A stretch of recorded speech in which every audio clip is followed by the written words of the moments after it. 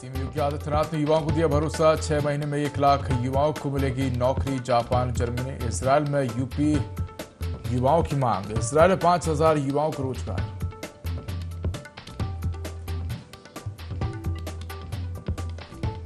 लखनऊ में नियुक्ति पत्र पाने वाले युवाओं के बीच पहुंचे सीएम। सीएम ने ली युवाओं के साथ सेल्फी। युवाओं की मांग पर सीएम ने बढ़ाया कदम, साथ खिंचवाई तस्वीर।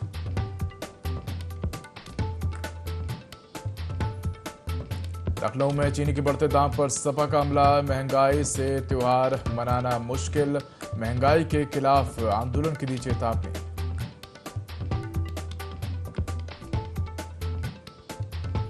सोनभद्र में बदहाल सड़क पर ग्रामीणों का अनोखा प्रदर्शन। गड्ढों में धान रोककर जताया विरोध। 10,000 आबादी सड़क की बदहाली से परेशान।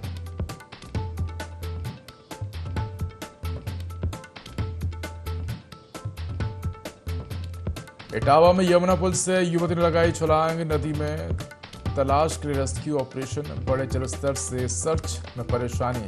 एसडीआरएफ टीम भी तलाश में जुटी।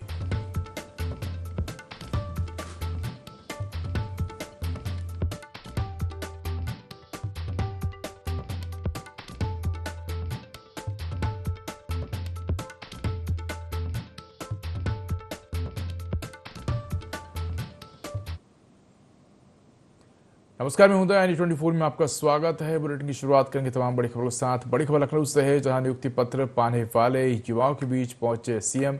सीएम ने ली युवाओं के साथ सेल्फी। तो युवाओं की मांग पर सीएम ने कदम बढ़ाया है, साथ खिंचवाई तस्वीर। नियुक्ति पत्र वितरण कार्यक्रम में दिखा सीएम का खास अंदाज। तो ये तस्वीर आप देख सकते हैं, जब मुख्यमंत्री लगातार इस प्रकार से युवाओं के साथ सेल्फी लेते हुए नजर आते हैं। इससे पहले मुख्यमंत्री योगी आदित्यनाथ ने जापानी छात्र छात्राओं के साथ तस्वीर ली थी इस प्रकार की। फिर एक बार और इसी प्रकार की तस्वीरें सामने आई थी और पुनः इसी प्रकार की एक और तस्वीर ये आपके सामने है, जहां युवाओं की मांग पर सीएम ने कदम बढ़ाया और उनके साथ सेल्फी ली है। तो बड़ी संख्या में जो युवा है वो मुख्यमंत्री योगी आदित्यनाथ के साथ सेल्फी लेते हुए नजर आ रहे हैं। तो नियुक्ति पत्र पाने वाले युवाओं के बीच मुख्यमंत्री पहुंचे और सीएम ने युवाओं के साथ सेल्फी ली।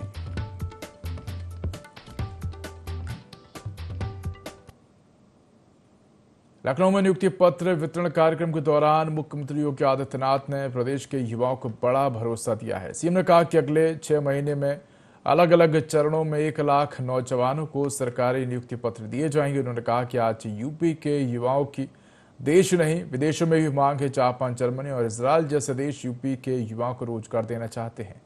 सीएम ने बताया कि इसराइल में 5,000 युवाओं को रोजगार के लिए भेजा गया है, जहां उन्हें करीब 1.5 लाख रुपए मासिक वेतन के साथ रहने और खाने की सुविधा मिल रही है।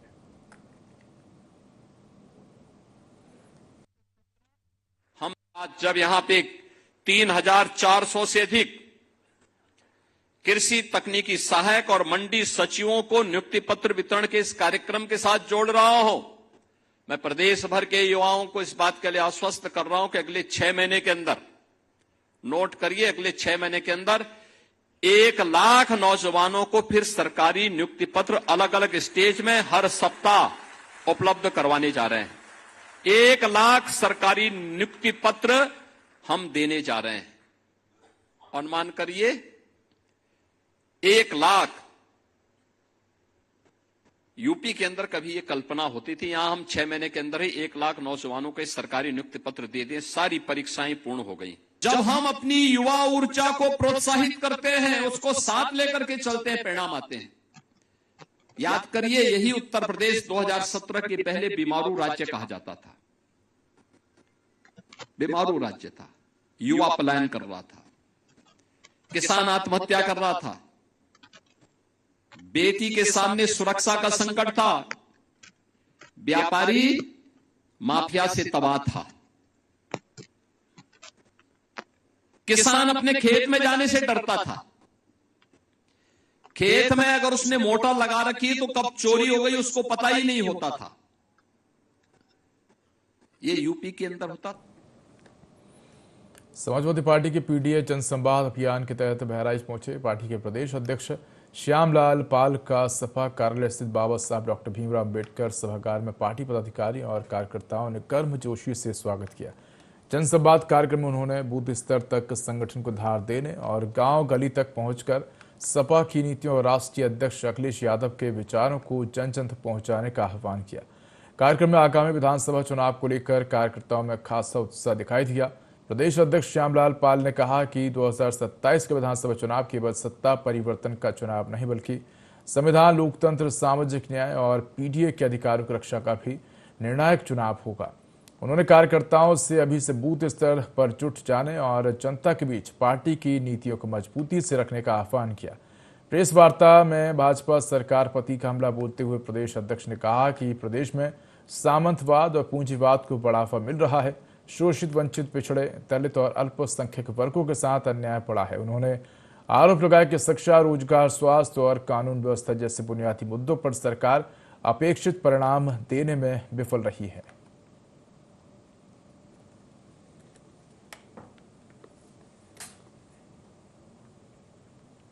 इटावा जनपद की ग्राम पंचायत चांदपुर की मजरा कोठी में भीषण गंदे पानी के जल भराव ने ग्रामीणों की मुश्किलें बढ़ा दी हैं। जल भराव के चलते रास्ता पूरी तरह से प्रभावित है और स्कूली बच्चों को भी घरों में कैद होकर रहना पड़ रहा है। ग्रामीणों का आरोप है कि घरों में पानी घुसने से खाना बनाने तक में परेशानी हो रही है और लोग नारकीय जिंदगी जीने को मजबूर है। तस्वीरें इटावा की ग्राम पंचायत चांदपुर के मजरा कोठी की हैं, जहां लगातार गंदे पानी के जल भराव से ग्रामीणों का जनजीवन अस्त व्यस्त हो गया है। ग्रामीणों का कहना है कि जलभराव के चलते स्कूल बच्चों को घर से निकलने में परेशानी हो रही है।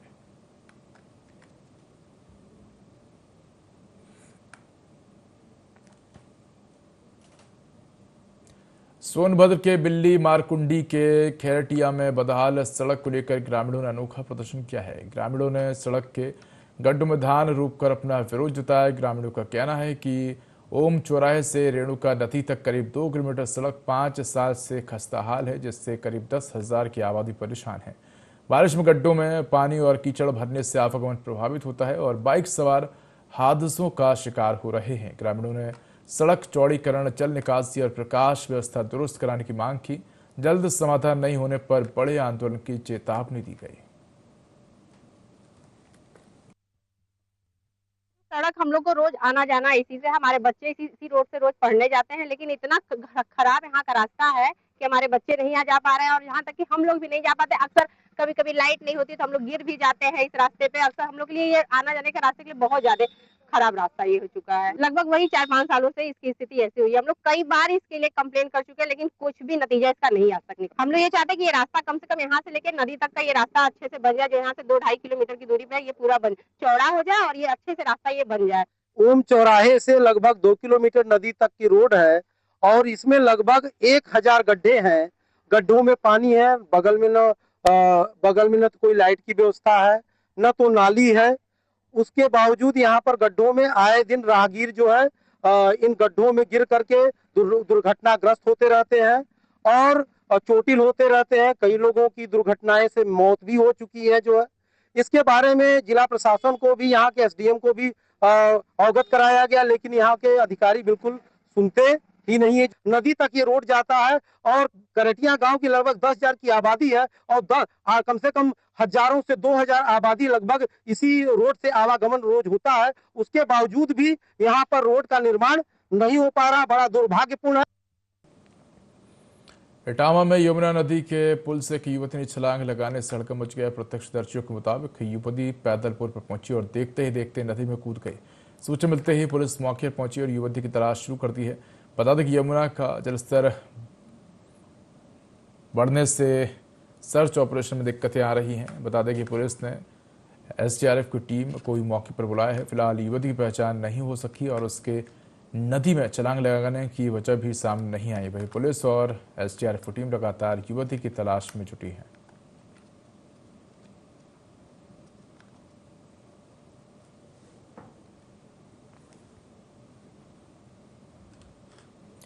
खबर लखनऊ से है, जहां पर मुख्य सचिव अनिल गर्ग को अवमानना नोटिस 24 सितंबर को कोर्ट में पेश होने का आदेश। हाईकोर्ट के आदेश का अनुपालन नहीं करने पर अवमानना की कार्रवाई। तो 9 सितंबर 2025 के आदेश की अनदेखी पर हाईकोर्ट ने नोटिस जारी किया है। सेवानिवृत्त अधीक्षण अभियंता दिनेश सिंह सचान की याचिका पर सुनवाई हुई है। 2 वेतन वृद्धियां रोकने और निंदा प्रविष्टि को हाईकोर्ट ने रद्द किया है। तो मुख्य अभियंता लेवल 1 पर पदोन्नति के मामले में 8 सप्ताह में निर्णय का आदेश था। ये बड़ी खबर आपको लखनऊ से बता रहे हैं, जहां पर मुख्य सचिव अनिल गर्ग को अवमानना नोटिस जारी हुआ है। 24 सितंबर को कोर्ट में पेश होने का आदेश दिया गया है। तो हाईकोर्ट के आदेश का अनुपालन नहीं करने पर अवमानना की कार्रवाई। 9 सितंबर 2025 के आदेश की अनदेखी पर हाईकोर्ट ने नोटिस जारी किया है।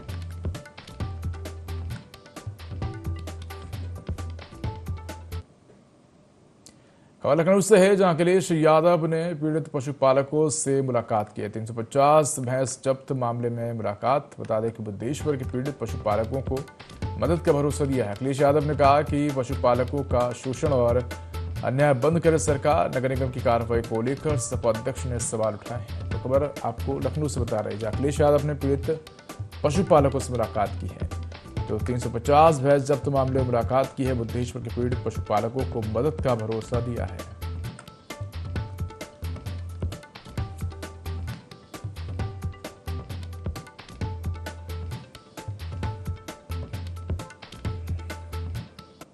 लखनऊ से है, जहां जैन मंदिर में हुई बड़ी चोरी का खुलासा हुआ है।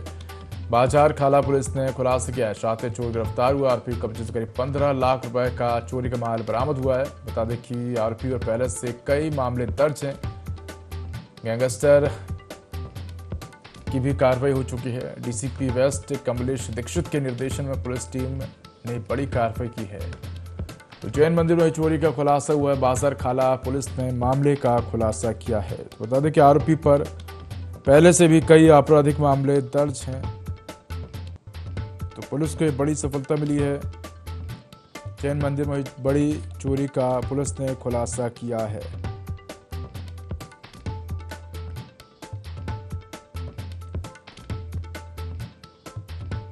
तो शातिर चोर को गिरफ्तार किया है। ये बड़ी खबर आपको बता रहे हैं। बड़ी खबर लखनऊ से है, जहां बाराबंकी सड़क हादसे का सीएम योगी ने संज्ञान लिया। मृतकों के परिजनों के प्रति संवेदना जताई है। मृतकों के परिवारों से संवाद कर हर संभव मदद के निर्देश दिए हैं। तो ये बड़ी खबर आपको बता रहे हैं, जहां हादसे को लेकर सीएम योगी आदित्यनाथ ने संवेदना जताई है। मृतकों के परिजनों के प्रति संवेदना जताई है। हर संभव मदद के निर्देश दिए हैं। तो सीएम योगी ने अधिकारियों को घायलों के समुचित इलाज के निर्देश भी दिए हैं। ये बड़ी खबर आपको बता रहे हैं। साथ ही सीएम योगी ने घायलों के जल्द स्वस्थ होने की कामना की। तो बाराबंकी सड़क हादसे का सीएम योगी ने संज्ञान लिया है।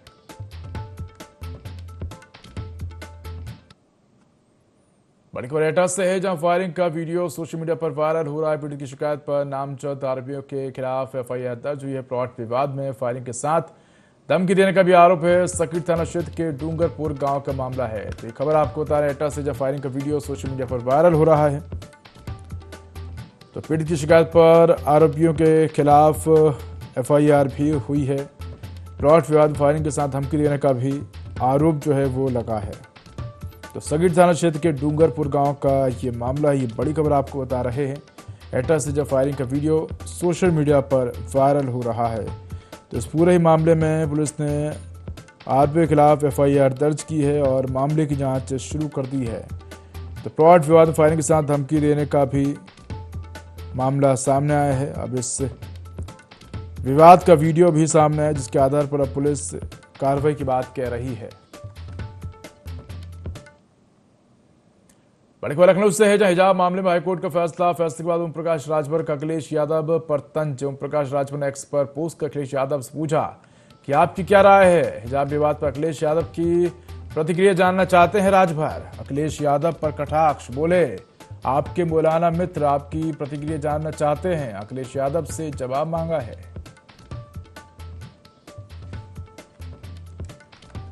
तो हिजाब मामले में हाईकोर्ट का फैसले के बाद ओम प्रकाश राजभर ने अखिलेश यादव से जवाब मांगा और उनकी राय पूछी है।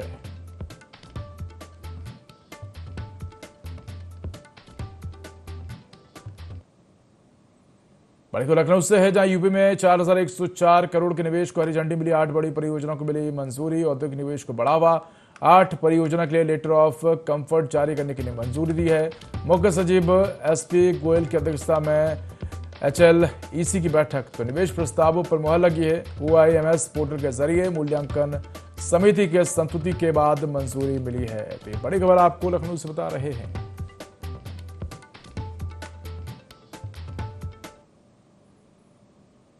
सोनभद्र में रक्षाबंधन को लेकर स्वयं सहायता समूह की महिलाएं बड़े स्तर पर राखियां तैयार कर रही। करीब 150 समूह की महिलाएं अब तक 5000 से ज्यादा राखियां बना चुकी हैं, जबकि 20 से 30,000 राखियां तैयार करने का लक्ष्य है। हिंदुवादी क्लस्टर की महिलाओं ने DM चर्चित गौड़ को राखी बांधकर सुरक्षा और सहयोग का संदेश दिया है। राखियों की बिक्री से महिलाओं को हर साल अच्छी आय हो रही है। DM ने स्थानीय उत्पादों को बढ़ावा देने और उनकी ब्रांडिंग कर नई पहचान दिलाने पर जोर दिया है। महिलाओं ने आजीविका मिशन को आगे बढ़ाने में अधिकारियों से सहयोग मांगा।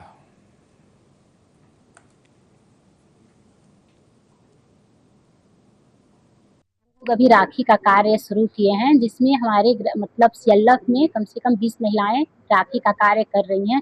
अभी तक सर वो 5000 से ऊपर राखी बना चुकी हैं और मार्केटों में सेल भी लगा चुकी हैं, जिसमें कि वो हर साल 50-60 हजार से ऊपर उन लोग की आमदनी राखी को बेचकर हो जाती है। तो हम लोग आज कलेक्टेड आए हुए हैं, जिसमें कि DM सर को राखी बांधकर और अपने स्वयं सहायता समूह की सभी दीदियों को उनका सुरक्षा करने का उद्देश्य से हम लोग यहाँ पे उपलब्ध हैं आज, कि जितनी भी महिलाएं हैं, जितनी भी बहनें हैं, उन लोग को वो आगे बढ़ाएं। हम लोग का उद्देश्य है कि सारी महिलाओं को रोजगार मिले और अपना सीजन पे अपना कार्य करती रहें और आगे बढ़ती रहें आजीविका से, और उनको रोजी रोटी में उनको सहायता मिले। जिला अधिकारी महोदय हमारे परिवार के एक मुखिया हैं और इसके नाते हम लोग उनको राखी बांधना चाहते हैं और ये संदेश देना चाहते हैं कि हम महिलाएं उनके साथ हैं और वो भी हमारी सुरक्षा करें और हमारे साथ हैं। इस बार राखी का त्योहार है, उसमें अपने स्तर से राखियों का को बनाया जा रहा है और वो लगभग 20 से 30,000 राखियां बना रही हैं और लगभग 150 के लगभग समूह जो हैं इसमें इन्वॉल्व हैं, जागरूक करने के लिए कि जो भी वो राखी का त्योहार मना रहे हैं उसमें जो हमारी समूह की बहनें हैं उनके द्वारा जो राखी बनाई जा रही हैं और जो उनके द्वारा बाकी प्रोडक्ट्स बनाए जा रहे हैं उससे वो अपनी राखी बनाएं, ताकि उनके सेलिब्रेशन के साथ साथ जो यहाँ की महिलाएं हैं उनको भी उसका लाभ मिल सके और जो आमदनी है वो हमारी समूह की महिलाओं की बढ़ाई जा सके। पिछले कुछ दिनों में माननीय मुख्यमंत्री जी द्वारा भी समूह की महिलाओं के लिए उनके रोजगार से संबंधित और बाकी सारी व्यवस्थाओं से संबंधित आगे जो भी प्रयास किए जा रहे हैं उसको जनपद सोनभद्र में हम लोगों के द्वारा अच्छे ढंग से लागू किया। 150 समूह की महिलाएं जुटी हैं। सोनभद्र में हजारों की संख्या में राखी बन रही, जिससे महिलाओं की आय बढ़ रही है। लखनऊ समाजवादी पार्टी कार्यकर्ताओं ने बढ़ती महंगाई के खिलाफ सरकार पर हमला बोला है। मुलायम सिंह यूथ ब्रिगेड के प्रदेश सचिव परवेज यादव ने चीनी के बढ़ते दाम को लेकर भाजपा सरकार पर निशाना साधा। उन्होंने कहा कि चीनी करीब 70 रुपए किलो तक पहुंच रही है, जिससे गरीब परिवारों की रसोई प्रभावित हो रही है। रक्षाबंधन के त्योहार पर भी महंगाई का असर पड़ रहा है। परवेज यादव ने आरोप लगाया कि सरकार उद्योगपतियों को फायदा पहुंचा रही है।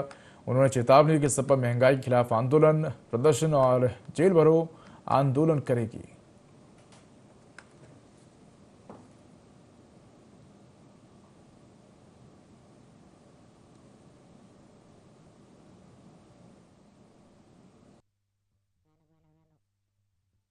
जिस तरीके से भाजपा सरकार कहती थी मेरी सरकार आएगी तो महंगाई कम करने का काम करेंगे, आज उसी आताताई जुल्मी सरकार और हिटलरशाही सरकार ने महंगाई को दोगुना करने का काम किया। आज चीनी के रेट देख लीजिए, 70 रुपये 75 रुपये किलो बिक रहा है। यही कम हुई है महंगाई। ये तानाशाही सरकार जब तक महंगाई वापस नहीं ले लेती, हम लोग महंगाई का कारण एथेनॉल है, एथेनॉल में चीनी मिलाई गई, अधिकतम मात्रा 25% उसमें चीनी मिलाई गई। इसी वजह से जो है चीनी की खपत ज़्यादा हुई और चीनी का रेट बढ़ा। त्यौहार होता है, रक्षाबंधन के त्यौहार पास में है, त्यौहार खुशी से लोग मनाते हैं, हंसी खुशी से अपना त्यौहार, भाई बहन का पवित्र रिश्ता आ रहा है, त्यौहार आ रहा है। अब लोग चीनी की दाम इस तरीके से कर दिए कि वो लोग अपना त्यौहार खुशी से ना मना पाए। ये तो एक मतलब हम लोग एक सांकेतिक धरना प्रदर्शन कर रहे थे। अगर वह महंगाई वापस नहीं होती, एक दिन हजारों की तादाद में हजारों को जाम करने का काम करें।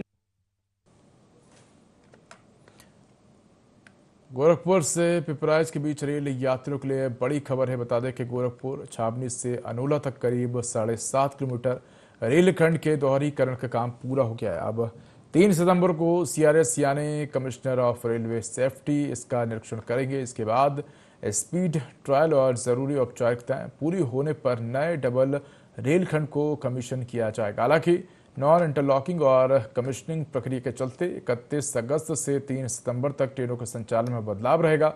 13 पैसेंजर ट्रेनें निरस्त, 13 मेल एक्सप्रेस डाइवर्ट और कई ट्रेनें रीशेड्यूल की गई हैं।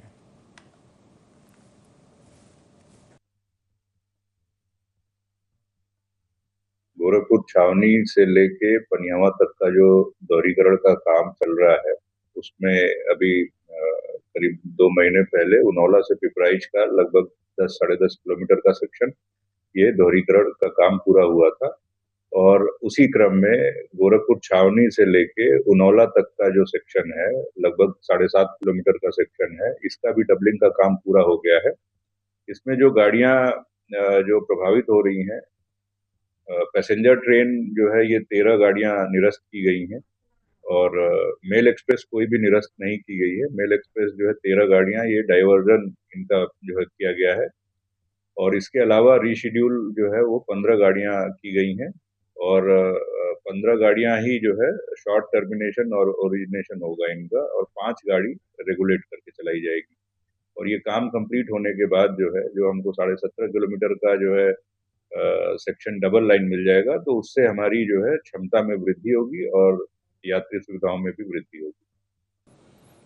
बड़ी खबर सिद्धार्थनगर से है, जहां आपके प्रांतीय प्रदेश अध्यक्ष इमरान लतीफ पर मुकदमा दर्ज हुआ है। बेसिक शिक्षा अधिकारी की छवि धूमिल करने के आरोप में FIR हुई है। खंड शिक्षा अधिकारी डुमरियागंज की शिकायत पर भवानीगंज थाने में केस हुआ है। अवकाश के दिन स्कूल परिसर में अनाधिकृत प्रवेश का आरोप है। विद्यालय की भ्रामक वीडियो बनाकर फेसबुक पर प्रसारित करने का आरोप। IPC की धारा में मुकदमा दर्ज, पुलिस ने जांच शुरू की है। तो ये खबर आपको बता रहे हैं सिद्धार्थनगर से, जहां आपके प्रांतीय प्रदेश अध्यक्ष इमरान लतीफ पर मुकदमा दर्ज हुआ है। बेसिक शिक्षा विभाग की छवि धूमिल करने का आरोप है।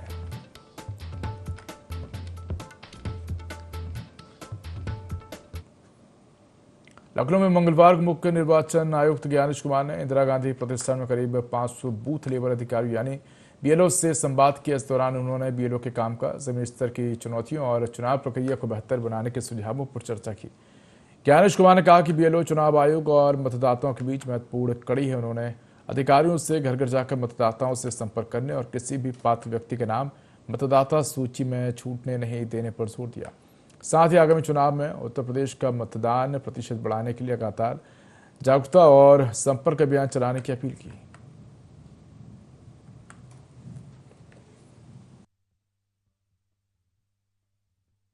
बूथ लेवल ऑफिसर भारत के लोकतंत्र की आधारशिला है। हर बूथ लेवल ऑफिसर अपनी पारदर्शिता और कर्मठता के लिए न केवल अपने बूथ के मतदाताओं के बीच में जाना जाता है, बल्कि पूरे भारत में और पूरे विश्व में जाना और माना भी जाता है। भारत के सभी बूथ लेवल ऑफिसर अपनी कर्मठता से जिस तरीके से कार्य करते हैं, इसीलिए उनके साथ संवाद स्थापित करना और जितना अच्छा वो काम करते हैं और कुछ उनके सुझाव भी थे, उन सुझावों को भी लेना, इसी काम के लिए हमने लखनऊ आए भी। रायबरेली के नसीराबाद थाना क्षेत्र में नाले में डूबे 15 वर्षीय किशोर का शव बरामद हो गया है। अशरफपुर गांव के पास मट्टन नाले में किशोर दोस्तों के साथ नहाने गया था, तभी गहरे पानी में डूब गया। उसकी पहचान शारिब पुत्र मुन्ना अंसारी निवासी कुरेश नगर नसीराबाद के रूप में हुई। हादसे के बाद नगर पंचायत के गोताखोरों और SDRF की टीम ने तलाश शुरू की।